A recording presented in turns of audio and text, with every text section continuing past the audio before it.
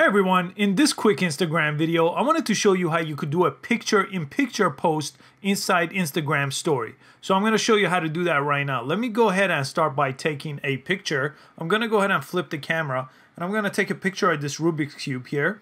That's going to be my primary picture. So just like any other time you take a picture in Instagram story. Next, I'm going to press stickers right on top. And inside of that, you'll have another option which looks like a camera. So go ahead and click the camera, and now you get the camera, the front-facing camera, one more time. So if I take a picture of myself here, and with this picture, I could just grab it and move it around and put it anywhere else inside of my other image.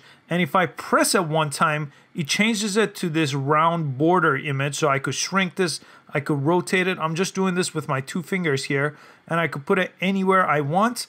If I don't like it, I could just grab it and I could bring it down to the garbage can here. Let me make another one.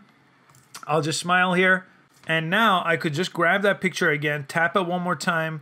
If I tap it again, it gets me that transparent background or border. If I tap it one more time, I get that white border. Again, I could press it and bring it up here.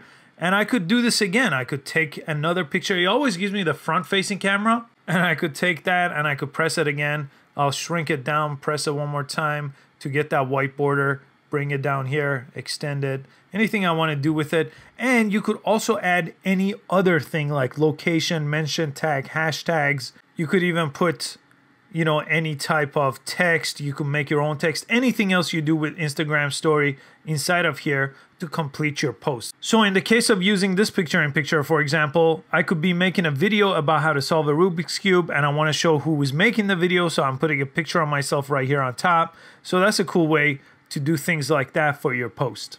I hope you found this Instagram video useful. Please give it a like and subscribe to this channel. I post social media and tech videos 5 times a week, and I hope to see you on the next video. As always, thank you so much for watching and your support.